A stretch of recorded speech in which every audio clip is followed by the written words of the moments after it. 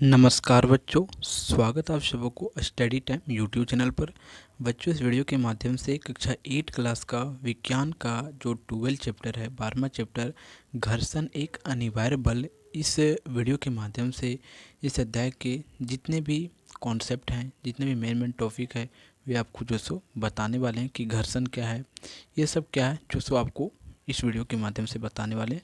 तो वीडियो को लास्ट तक जरूर देखें और वीडियो को ध्यान से जरूर देखें।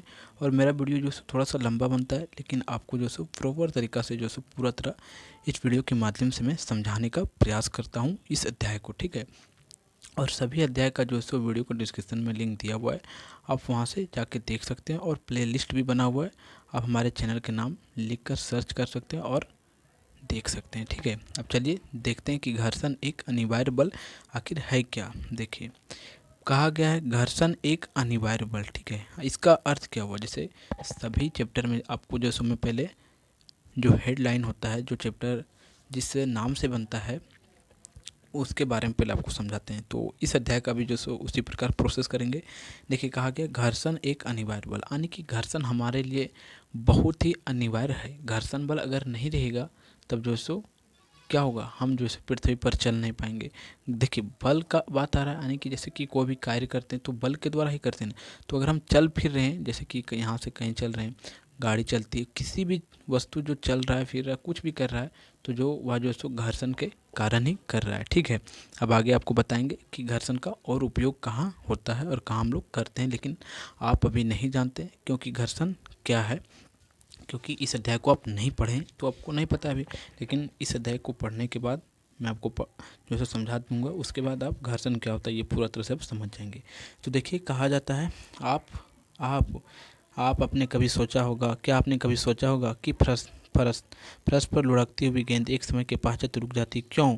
केवल गेंद ही नहीं, कोई भी वस्तु जब अन्य अन्य वस्तु के पृष्ठ पर गति कर रही होती है तो कुछ समय के बाद उसकी गति और मंद हो जाती है तथा गीले फर्श पर चलना कठिन हो जाता है। सोचिए ऐसा क्यों। देखिए, हमारे बात को आप ध्यान से समझिएगा, क्योंकि ध्यान से समझिएगा तब आपको जो सो और बेहतर समझ में आएगा। जैसे कहा जा रहा है कि घर्षण क्या है, पहले ये समझा जा रहा है कि कोई भी वस्तु है, आप जो सो उसे जो सो लुढ़का दे रहे हैं कहीं से। जैसे कि फुटबॉल का मैदान है, वहाँ फुटबॉल को मार रहे हैं, पैर से किक करते हैं, तो फुटबॉल आप सोचते हो कि एक समय के बाद जो सो वह फुटबॉल रुक जाता है।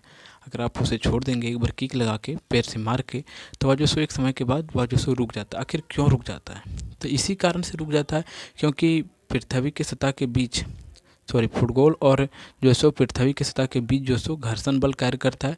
और घर्षण बल जो सो विपरीत दिशा में लगता है, गति के विपरीत दिशा में। मान लीजिए कि देखिए, जैसे समझिएगा, ये जो सो क्या है, ये जो सो पृथ्वी का सतह है, ठीक है। और ये जो सो हमारा क्या, फुटबॉल है।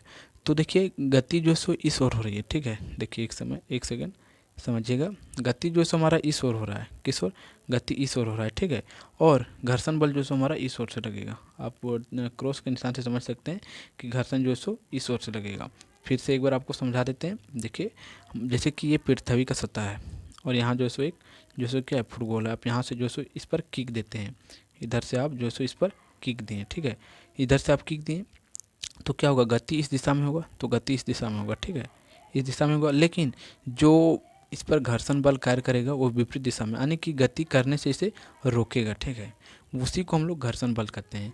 कि और इस कारण से ही जो सो हमारा जो गेंद है या हमारा फुटबॉल है, जब पैर से उसे किक मारते हैं तो एक समय के पश्चात वह जो सो कुछ देरी के बाद, कुछ समय के बाद जो सुबह रुक जाता है। तो हमारा मन में ये डाउट चलता है कि आखिर ये गेंद रुक क्यों गया, आखिर ये फुटबॉल जो है सो रुक क्यों जाता है।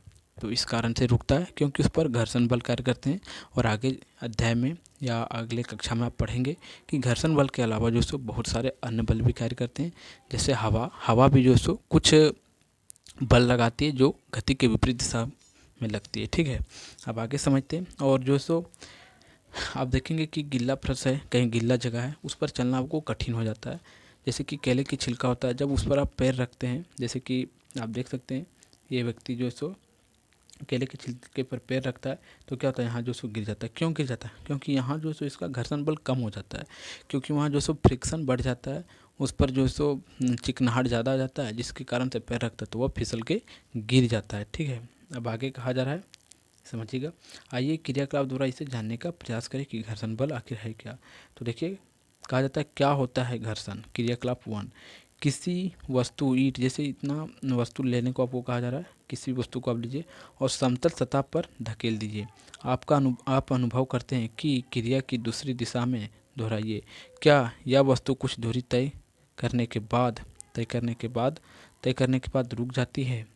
जरा आप सोचिए ऐसा क्यों होता है। कुछ ऐसे ऐसे हैं जो उन्हें रुकने के लिए बाध्य करता है। आप सोच सकते हैं जैसे कि आपको यहाँ दिखाए गए एग्जाम्पल में, फिर आप इसे समझिए। जैसे ये जो सो चिकना होता है, ये जो सो पूरा चिकना होता है और ये एक वस्तु है, ठीक है। जब इसे जो सो आप देख रहे हैं कि इधर से हाथ से जब इसे फोर्स लगाया जा रहा है, जब इसे धकेला जा रहा है, जब इसे जो है सो इधर से जो सो धकेला जा रहा है, तब देख सकते हैं आप जो सो क्या होता है कि जो सो वस्तु तरफ के आगे जाती है, लेकिन कुछ समय के बाद रुक जाती है। तो यानी कि घर्षण जो सो इस पर कार्य कर रहा है और कुछ ऐसा चीज़ है जो गति करने के लिए इसे बाध्य कर रहा है, यानी कि आगे बढ़ने के लिए इसे बाध्य कर रहा है।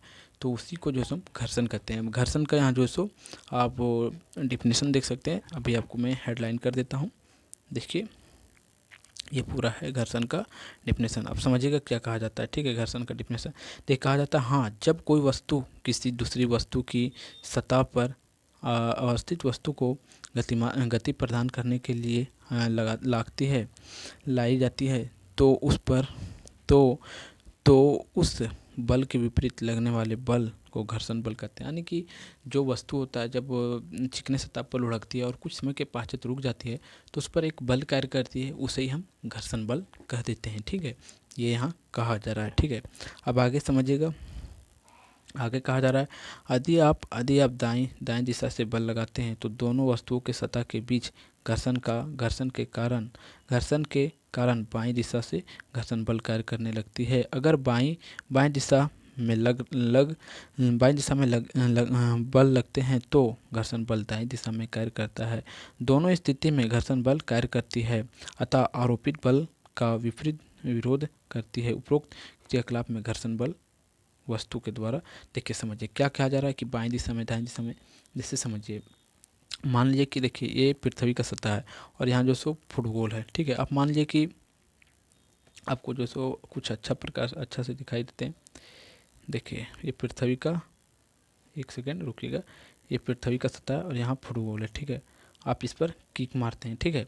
तो क्या होता है, आप मारें किक तो इधर से जो सो गति करते हुए जा रहा है, इधर से गति करते हुए, लेकिन जो इस पर घर्षण बल कार्य करेगा वो जो पृथ्वी जो है सो घर्षण, इसकी सतह जो है पृथ्वी का, वो इधर से घर्षण बल कार्य करेगा। देखिए इधर से यानी कि घर्षण बल इधर से यानी कि उस वस्तु को रोक देगा आगे बढ़ने से।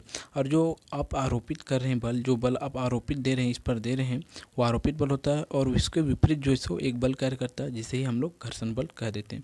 यानी कि आप सीधा समझ सकते हैं कि कोई भी वस्तु जब उसे आरोपित बल दिया जाता है या बल देकर उसे छोड़ दिया जाता है तो कुछ समय के पश्चात जब वह रुक जाता है तो उस पर एक बल कार्य करता है जिसे हम घर्षण बल कहते हैं।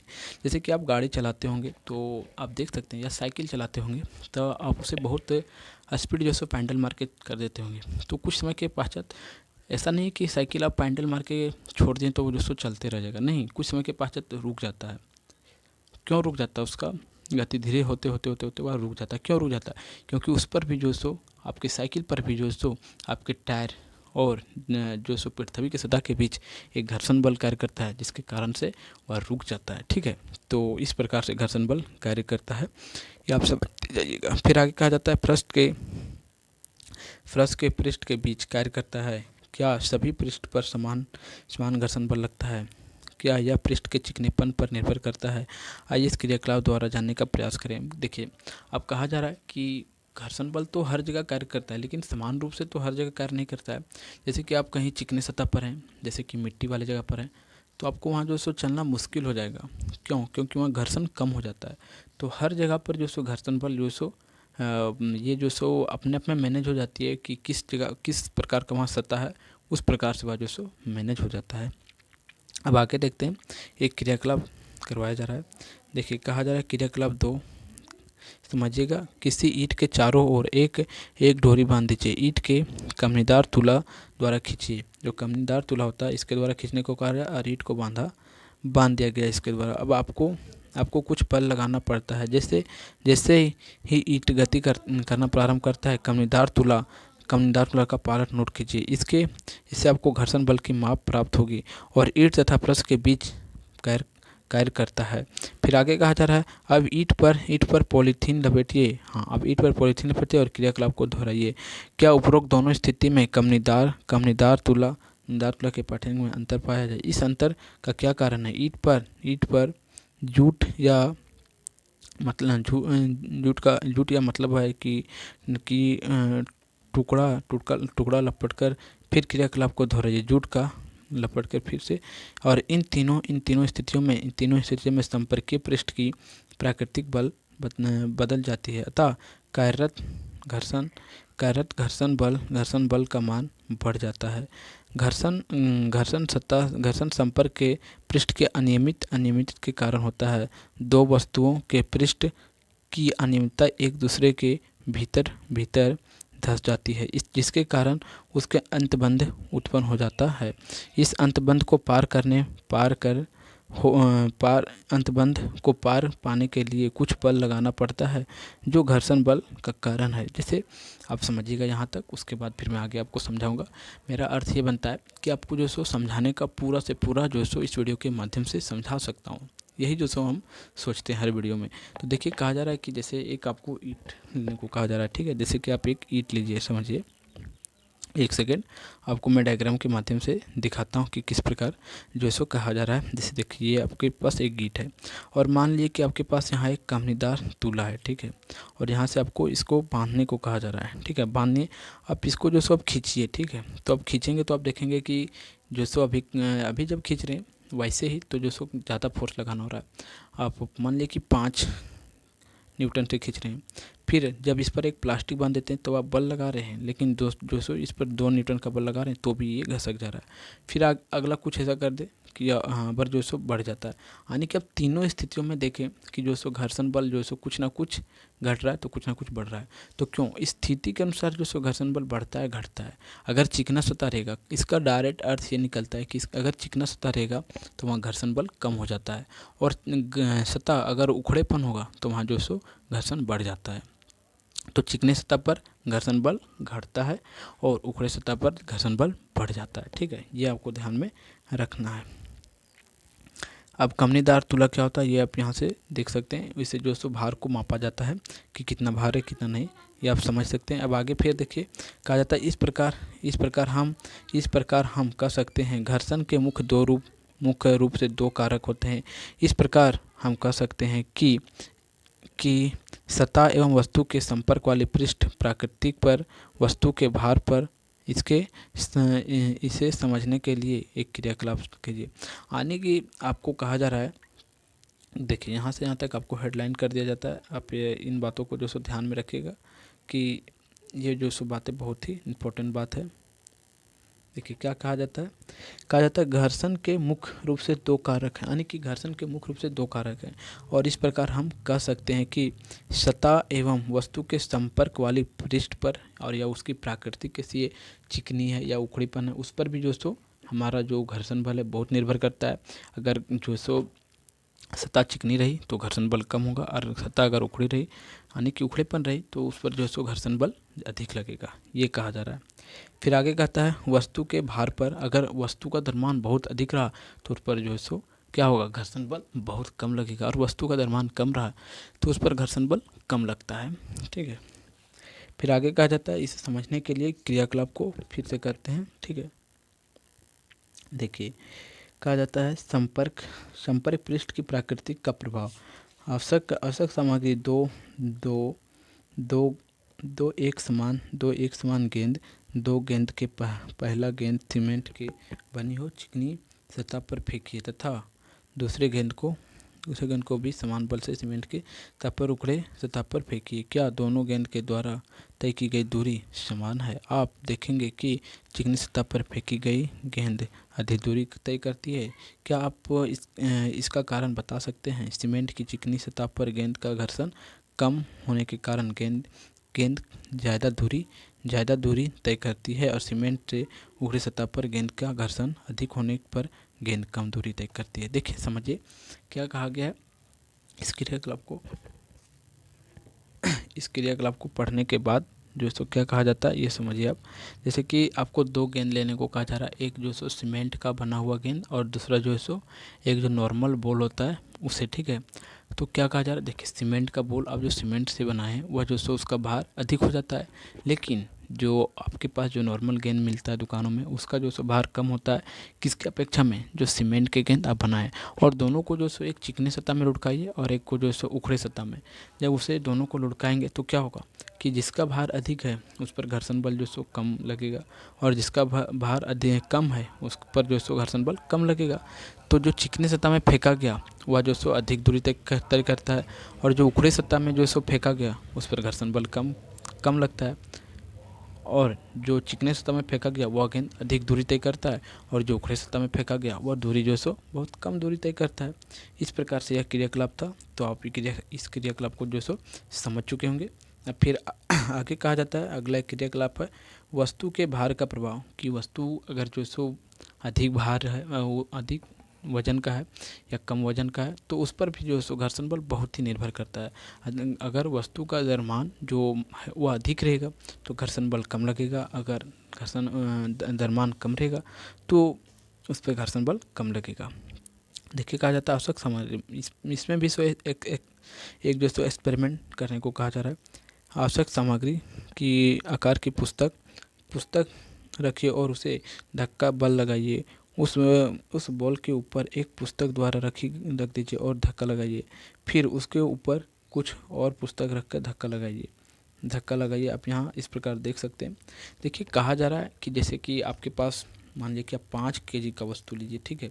आप समझिएगा हमारे बातों को, अगर मेरे बातों को समझ जाते हैं तब आपको एक्सपेरिमेंट जो सो पूरा तरह से समझ में आ जाएगा। जो जितने भी इसके क्रियाकलाप हो रहे हैं वो सभी समझते चले जाएंगे। जैसे आप 5 केजी का वस्तु लीजिए, ठीक है। अब उसे आप जो सो नीचे रख के धकेलने का प्रयास कीजिए। अब उसे जो सो आराम से धकेल देते हैं। फिर आगे 20 केजी का वस्तु लीजिए, उसे भी धकेलिए, थोड़ा सा उसे भी धकेल लेते हैं। लेकिन अब जो सो आप 50 केजी का वस्तु लीजिए, अब उसे धकेलिए। और एक बार आप क्या कीजिए, एक जो सो 200 केजी का वस्तु लीजिए और उसे धकेलिए। तो क्या आपने सब में जो सो डिफरेंट पाया। आपने जो 50 केजी का वस्तु है उस पर जो सो आप बल लगाएं तो नहीं पा रहे हैं धकेलने, लेकिन 5 केजी की वस्तु और 20 केजी की वस्तु है उस पर जो सो आप बल लगा रहे हैं। लेकिन 200 केजी का वस्तु जो सो आप उसे हिला भी नहीं पा रहे हैं। तो ऐसा क्यों? क्योंकि उस पर जो सो घर्षण बल अधिक कार्य कर रहा है। जितना उसका भार है उतना ही जो सो उस पर घर्षण बल भी कार्य कर रहा है, ठीक है। और जितना भार उसका कम है उतना ही अधिक उस पर घर्षण बल कार्य कर रहा है।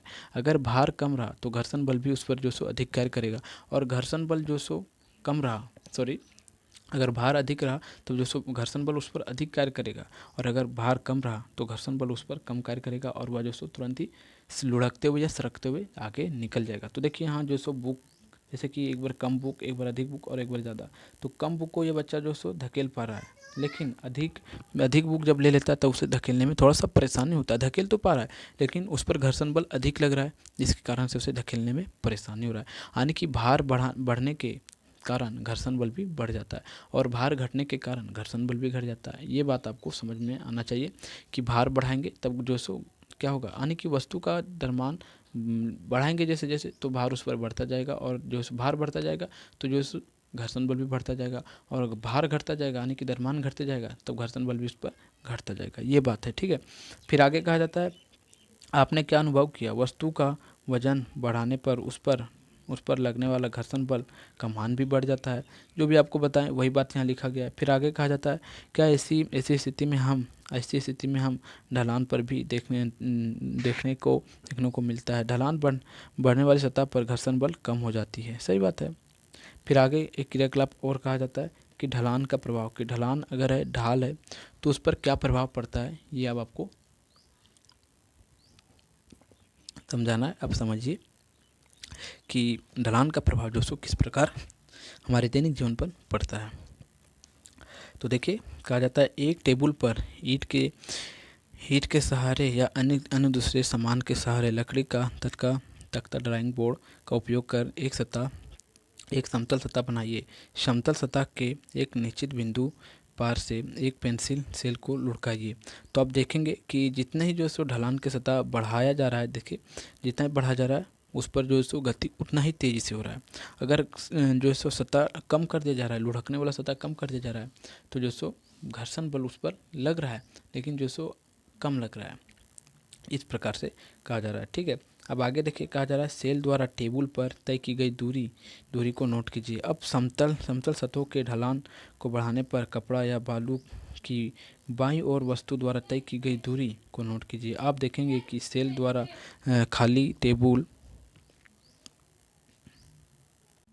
देखिए कहा जाता है बालू की पतली परत बिछाने पर सेल द्वारा तय की गई दूरी और घटती है, क्योंकि वहाँ जो सो घर्षण जो सो बढ़ जाता है, सॉरी घर्षण घट जाता है, सॉरी घर्षण बढ़ ही रहा है, घर्षण बढ़ जाता है, जिसके कारण से जो सो सेल जो सो कम दूरी तय करती है।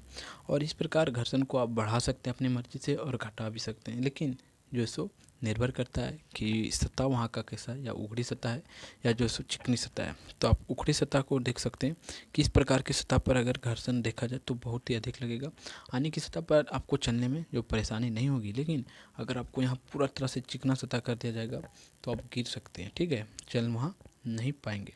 फिर आगे कहा जा रहा है, सोचिए कौन सा कार्य आसान है, किसी रुकी हुई वस्तु को गतिशील करना या किसी गतिशील वस्तु को उसी दिशा में सरकाना। सबसे इजी कार्य है कि जो वस्तु गतिशील है उसे ही उसी दिशा में आगे बढ़ाना। लेकिन अगर कोई वस्तु रुका हुआ तो फिर से उसे जो है सो जीरो वेग से उसे प्रारंभ करना होगा। लेकिन कोई वस्तु मान लीजिए कि 5 मीटर के प्रति 5 मीटर के प्रति सेकंड के स्पीड से आ रहा है, तो वह जो सो उसी दिशा में और बल देके जो सो उसे और स्पीड आगे बढ़ाया जा सकता है। लेकिन अगर रुका हुआ वस्तु है तो उसे बढ़ाने में हमें ज़्यादा फोर्स लगाना होगा। तो इजी कार्य हमारे लिए आसान कार्य कौन सा है कि जो वस्तु गतिशील करते हुए आ रहा है उसी दिशा में उसे सरका देना, वही आसान कार्य है। फिर आगे कह रहा है क्या होता है अस्थितित एवं संपर्कित घर्षण। देखिए घर्षण, अब जो सो यहाँ आपको डिफिनीशन बहुत ज़्यादा ध्यान में रखना होगा, क्योंकि वहाँ तक जो सो आपको मेन टॉपिक थे, और यहाँ से भी जो सो उससे भी और मेन टॉपिक स्टार्ट हो जाते हैं। आप समझिएगा, कहा जा रहा है किसी रुकी हुई वस्तु को विराम से गति की अवस्था में लाने के लिए घर्षण के समाप्त करने तक वस्तु पर लगाए जाने वाला बल स्थैतिक बल की माप होती है। जैसे समझिए, मान लीजिए कि कोई वस्तु यहाँ रुका हुआ है। ठीक है, मान लीजिए कि ये वस्तु रुका हुआ है। ठीक है, गाड़ी है, बहुत बड़ा एक गाड़ी है, समझिएगा बहुत बड़ा एक क्या है, गाड़ी है, और इसे जो सो इधर से धकेला जा रहा है। तो इसे धकेला जा रहा है, जब तक ये गति में नहीं आ जाता है, समझिएगा बातों को, जब तक ये गति में नहीं आ जाता तब तक जो सो हम इसे धकेलते रहेंगे। और जब ये गति में आ जाता है, जब हम गति कर देते हैं, उसी बल को हम जो सो या उसी को हम क्या कर देते हैं, अस्थितित घर्षण कर देते हैं। ठीक है, उसी को अस्थितित घर्षण करते हैं, यानी कि जब तक कोई भी वस्तु को बल देते रहें और जब तक वह जो सो गति में ना आ जाए उसे हम अस्थितित घर्षण कहते हैं। ठीक है, अब फिर आगे देखिए, कहा जाता है विपरीत विपरीत किसी वस्तु को उसी चाल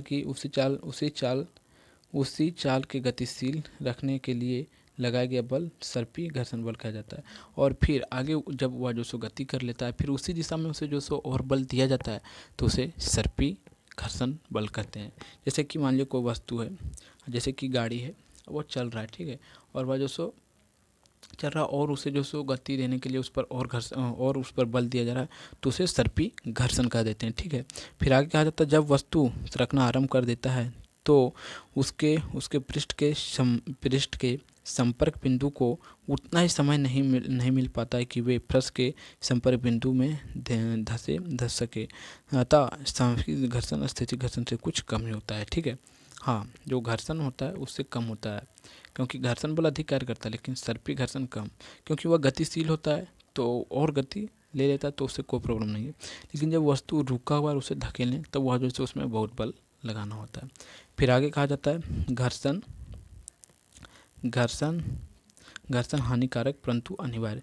घर्षण हमारे लिए हानिकारक है लेकिन बहुत ही इम्पोर्टेंट है। अगर घर्षण नहीं रहा तो हमारा जो है सो किसी भी प्रकार का जो रोज़मर्रा का या दैनिक जीवन का रोज़ जो कार्य होता है वो कार्य हम नहीं कर सकते अगर घर्षण नहीं रहा तो समझिएगा क्या होता है। देखिए, जैसे कहा जाता है वर्षा के दिन में कई बार कीचड़ वाली पगडंडी पर चलते हुए फिसलकर गिर जाते हैं, ऐसा क्यों? सतह चिकनी होने के कारण गिल्ली सतह पर घर्षण बल कम हो जाता है, जिस कारण लोग फिसलकर गिर जाते हैं। इस प्रकार पानी से भरे गिलास की बाहरी दीवार में तेल की पतली परत लगी हो तो उसे उठाने पर वह फिसल कर गिर सकता है। जरा सोचिए, अगर अगर अगर घर्षण ना हो तो क्या गिलास को पकड़ना संभव हो पाएगा। जैसे समझिए, कहा जा रहा है कि कोई वस्तु है और उस पर जो सो, जैसे कि पानी का गिलास है, उस पर जो सो तेल लगा दिया जा रहा है उसके सतह पर, तो उसे उठाना मुश्किल हो जाता है, क्योंकि उस पर जो सो हम क्या किए हैं, उस पर जो सो घर्षण बल बढ़ा देते हैं, जिसके कारण से वह जो सो क्या होता है, हमें उठाने में मुश्किल हो जाता है। फिर आगे जाता है, जब चिकनी सतह जब होती है, गीले बारिश के मौसम में जब जो चिकनी ज़मीन होती है, वहाँ जो सो माटी गीली हो जाती है, तो उस पर चलना भी मुश्किल हो जाता है, क्योंकि वहाँ घर्षण बल घट जाता है, जिसके कारण से हम फिसल के उस पर गिर भी सकते हैं, ये कहा जा रहा है। अब आगे फिर कहा जाता है, घर्षण ना हो तो पेन और पेंसिल से लिख नहीं सकते हैं। जब आपके शिक्षक श्यामपट्ट यानी कि ब्लैक बोर्ड के रुखड़े सतह पर चौक से लिखते हैं तो चौक के कुछ कण श्यामपट्ट में उखड़ जाते हैं, और वह जो सो घर्षण के कारण ही ऐसा अनिवार्य हो सकता है। और जो हमारे शिक्षक, जो आपके शिक्षक जो श्यामपट्ट पर या ब्लैक बोर्ड पर लिखते हैं, वह जो सो आपको दिख पाता है किसके कारण, और लिख भी पाते हैं घर्षण के कारण। अगर मान लिया कि पूरा चिकना सतह जो श्यामपट्ट है वो पूरा जो सो चिकना रहे, यानी कि उसका सतह जो सो पूरा गिल्ली मिट्टी की तरह जो सो पूरा जो सो चिकना रहे, तो उस पर लिखेंगे तो क्या लिख पाएंगे, नहीं। जब लिखने का प्रयास करेंगे तो चौक क्या होगा, फिसल जाएगा, और फिसल जाने से आप लिख ही नहीं सकते हैं। तो घर्षण हमारे लिए बहुत ही अनिवार्य है। अगर यहाँ घर्षण नहीं होगा तो हम कार्य कर सकते थे, नहीं। तो घर्षण हमारे लिए बहुत ही अनिवार्य है, ये आप जान लीजिए। फिर आगे कहा जाता है, यदि किसी वस्तु को गतिमान कर दिया जाए तो वह कभी नहीं रुकेगा। यदि वह घर्षण ना हो तो आप आप धागे में गठ नहीं बांध सकते हैं, नहीं पाएंगे। कहने का अर्थ ये बनता है कि कोई भी वस्तु जो है सो अगर गतिशील उसको अगर कर दिया जाता है, अगर घर्षण नहीं होगा तो क्या वो रुकेगा, नहीं। अगर ऊपर उसके विपरीत दिशा में किसी प्रकार का बल कार्य नहीं करेगा तो क्या रुक सकता है, नहीं। मान लीजिए कि एक वस्तु है, जैसे कि गाड़ी हम सड़क पर चलाते हैं और उसमें जो सो हम क्या करते हैं, जो सो मान लीजिए कि गाड़ी चलाते हुए जा रहे हैं और रोड पर जो सो हमारा घर्षण बल कार्य करता है, यानी कि रोड हमारा चिकना नहीं होता है। अगर हम रोड पे गाड़ी चलाते जा रहे हैं और हम ब्रेक लगाते हैं और सड़क जो सो पूरा चिकना है, तो क्या होगा, आप ब्रेक लगाएंगे तो पर भी जो सो गाड़ी नहीं रुकेगा। यानी कि घर्षण अगर हटा दिया जाता है तो हमारा जो वस्तु है, अगर उसे एक बार गतिमान कर दिया जाता है तो वह जो सो गतिमान हमेशा के लिए रह जाएगा, ठीक है। और ऐसा पृथ्वी पर मुमकिन नहीं है, क्योंकि पृथ्वी पर बहुत ही अधिक घर्षण बल है, और घर्षण बल के साथ साथ गुरुत्वाकर्षण बल है, यानी कि बहुत ऐसे बल है जो हमें चलने फिरने में बहुत ही मदद करते हैं। फिर आगे कहा जाता है, के बिना कोई भवन नहीं निर्माण किया जा सकता, और घर्षण के बिना कोई किसी प्रकार का भवन भी नहीं बनाया जा सकता है, ठीक है। ये भी कहा जा रहा है कि किसी प्रकार का मकान भी नहीं बनाया जा सकता है घर्षण के बिना, ठीक है। यानी कि घर्षण के बिना जो सो हमारा जीवन संभव नहीं है। फिर आगे कहा जाता है, इसके विपरीत घर्षण हानिकारक भी है, और घर्षण हमारे लिए हानिकारक है। और कहाँ कहाँ हानिकारक है ये समझिए। घर्षण के कारण वस्तु घिस जाती है, सही बात है। घर्षण के कारण हमारी जो वस्तु होती है वो घिस जाती है, जैसे कि गाड़ी का टायर होता है वो पूरा तरह से घिस जाता है। फिर आगे कहा जाता है, जैसे पेंच बॉल वाशर, जूतों के पॉलिश, अपने गाड़ी एवं साइकिल के घिसते टायर को देखा होगा।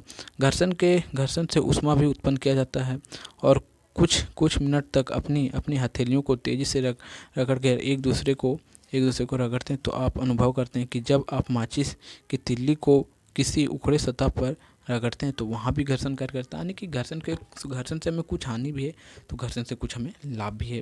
जैसे कि हमारा गाड़ी का टायर, साइकिल का टायर जो सो घर्षण के कारण खिया जाता है, उसे खिया जाता है या ख़त्म हो जाता है, ये हम लोग कहते हैं। और हमारा चप्पल जो वो भी घर्षण के कारण समाप्त हो जाता है। फिर आगे कहा जाता है, आपने बस में सफ़र करते हुए देखा होगा कि इंजन गर्म हो जाता है जब रेडी रे, रे, रेडिएटर में पानी डालते हैं। तो आप ऐसे बहुत से उदाहरण दे सकते हैं जिसमें घर्षण द्वारा ऊष्मा उत्पन्न भी हो सकती है।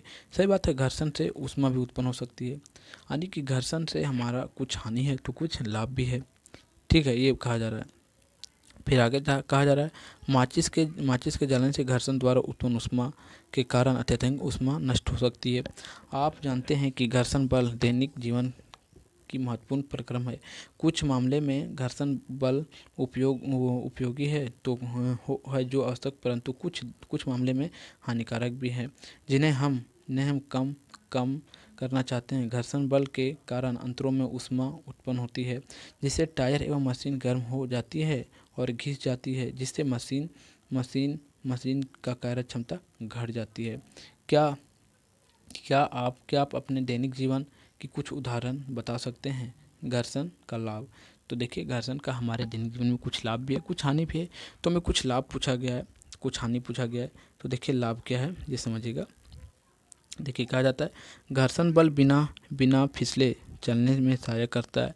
अगर घर्षण नहीं होगा तो हम चल नहीं सकते हैं, ठीक है, ये बात पहला कन्फर्म हो गया। दूसरा बात कहा जाता है सभी तरह के वाहन घर्षण बल के कारण ही बिना फिसले नियंत्रण करते हैं, और घर्षण बल के कारण ही जितने भी वाहन या किसी भी प्रकार का बाइक या साइकिल जो चलता है वो घर्षण के कारण ही चलता है। फिर आगे कहा जाता है इस बल के कारण ही हम किसी वस्तु को हाथ से पकड़ सकते हैं, नहीं तो हमारा हाथ से जो सो फिसल जाता अगर घर्षण नहीं होता तो, ठीक है। ये घर्षण के यहाँ लाभ आपको दिखाई दिए। अब घर्षण के कुछ हानि भी दिखाई देगा। देखिए यहाँ घर्षण के कारण जो सो दीवार में जो सो हम कील ठोक पा रहे हैं, ठीक है।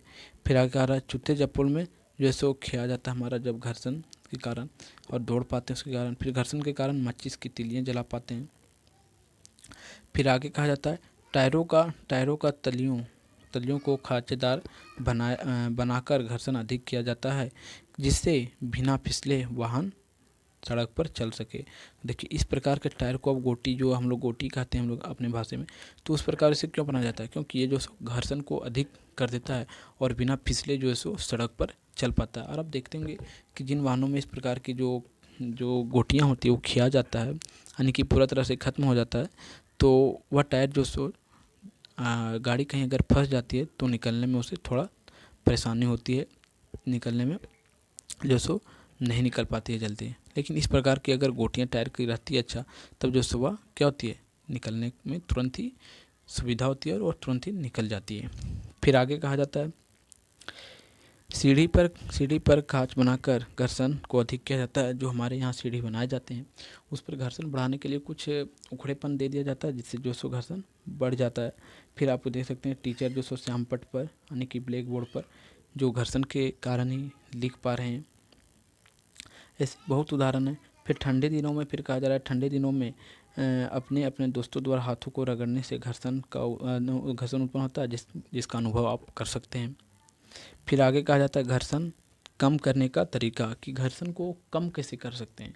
जैसे कि देखिए हमारे दैनिक जीवन में बहुत सभी ये जितने बुक में जितने भी कार्य हैं, जितने आपको बताए जा रहे हैं, सभी जो सो कार्य हमारे दैनिक जीवन के काम करने पर आ ही जाता है और आ जाता है, जिसके कारण से इस अध्याय को बनाया गया है। तो घर्षण को कम करने का तरीका क्या है?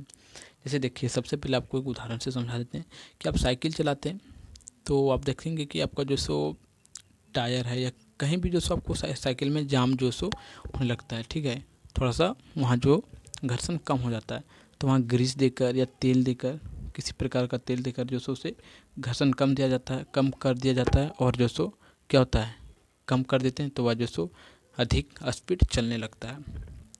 तो इसी प्रकार का एक कार्य ये सब बच्चों जो सो कैरम बोर्ड में कर रहे हैं। जैसे देखिए कहा जा रहा है आइए घर्षण को कम करने का उपाय पर चर्चा करें। कैरम बोर्ड पर आप जो सो महीन पाउडर क्यों छिड़काव करते हैं? क्योंकि घर्षण जो सो कम हो।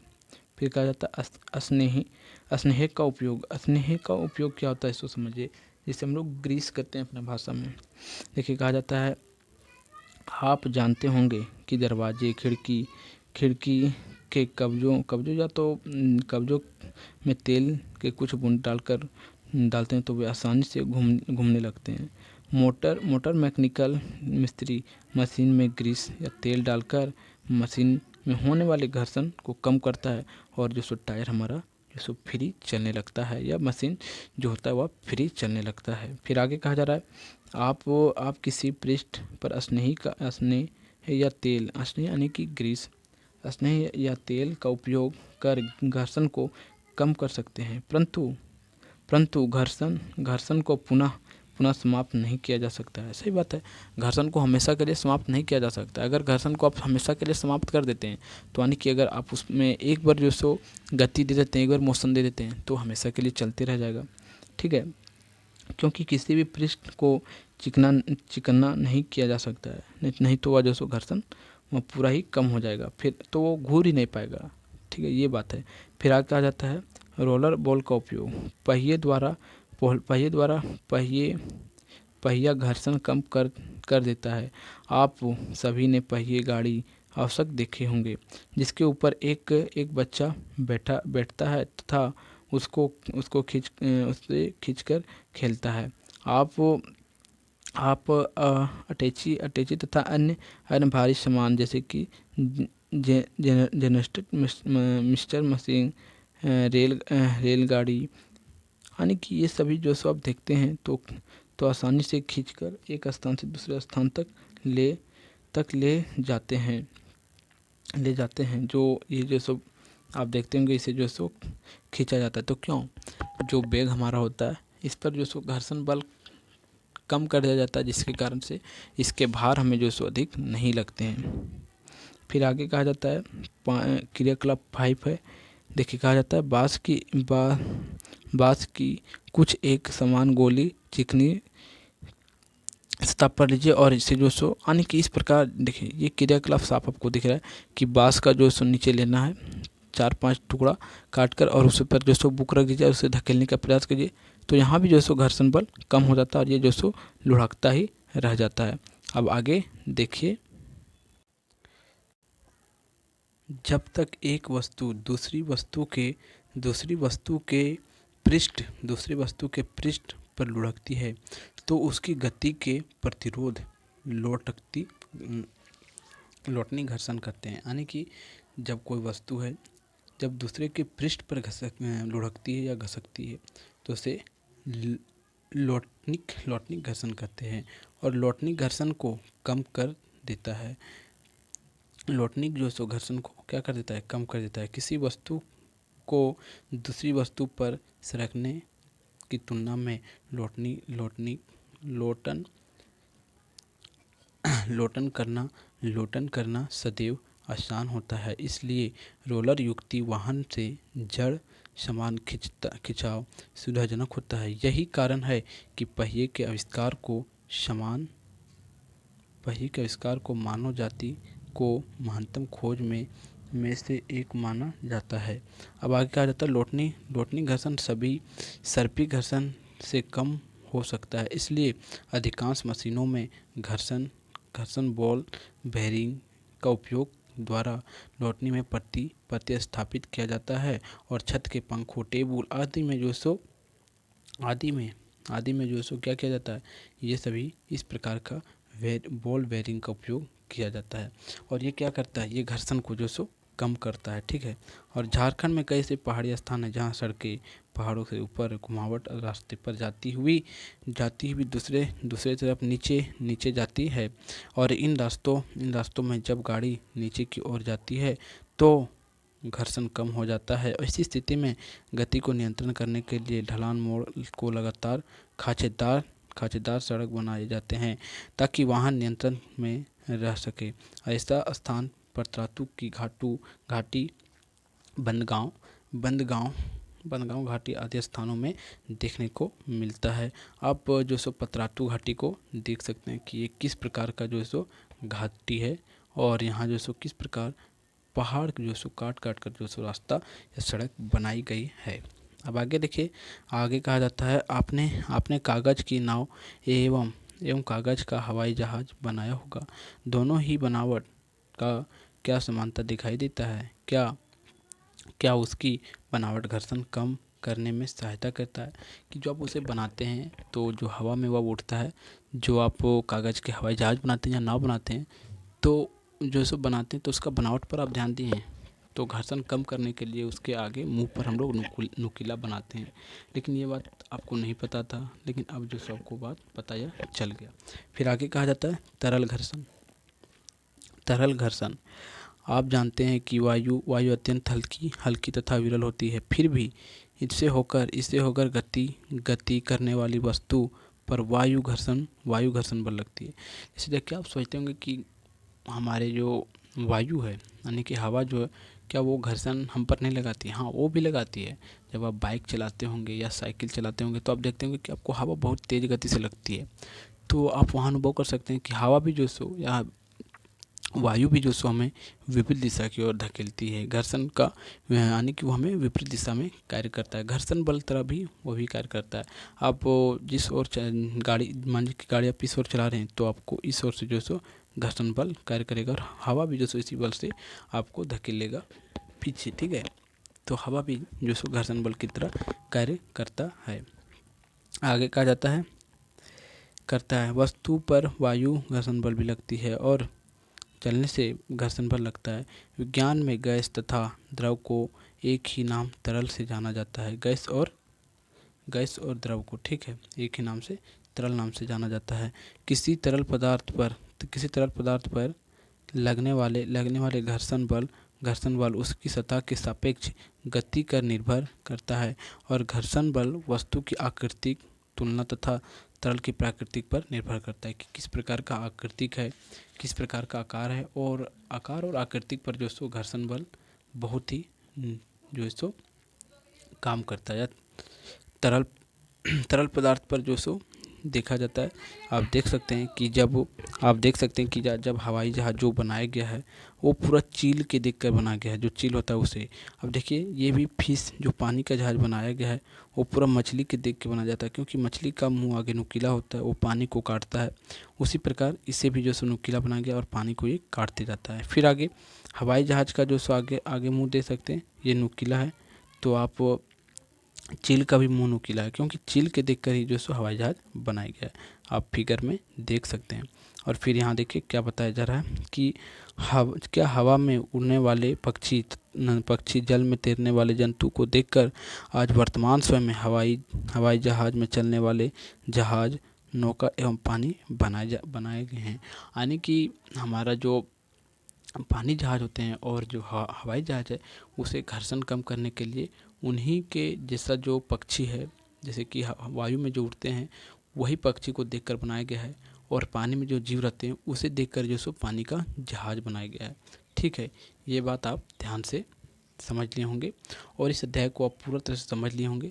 तो वीडियो को जो सो आप सभी ग्रुपों में अपने स्कूल के ग्रुप में अपने दोस्तों के पास ज़रूर शेयर कर दें, क्योंकि आप शेयर कर देंगे तो क्या होगा, आप तो समझ ही गए हैं और आपके मित्र भी, आपके दोस्त भी इससे वीडियो को देखकर पूरा तरह से इस अध्याय को समझ जाएंगे और उसके मन से भी जो जितने प्रकार के डाउट होंगे कि यह अध्याय के बारे में, वो पूरा डाउट खत्म हो जाएंगे मन से। तो वीडियो अगर आपको अच्छा लगा हो तो वीडियो को आप लाइक ज़रूर कर दें और हमारे चैनल पर आप नए आए हो तो चैनल को सब्सक्राइब जरूर कर लें, क्योंकि आपके क्लास का जो है सो सभी चैप्टर का वीडियो जो सो प्ले लिस्ट में दिया हुआ, आप वहाँ से ज़रूर देखें और आपकी क्लास का ये वीडियो मैं अपलोड करता हूँ। तो वीडियो अच्छा लगा हो तो आप ध्यान से इसे देखें और लाइक भी करें और सब्सक्राइब भी करें। तो फिर मिलते हैं आपको एक नए वीडियो में, तब तक के लिए जय हिंद।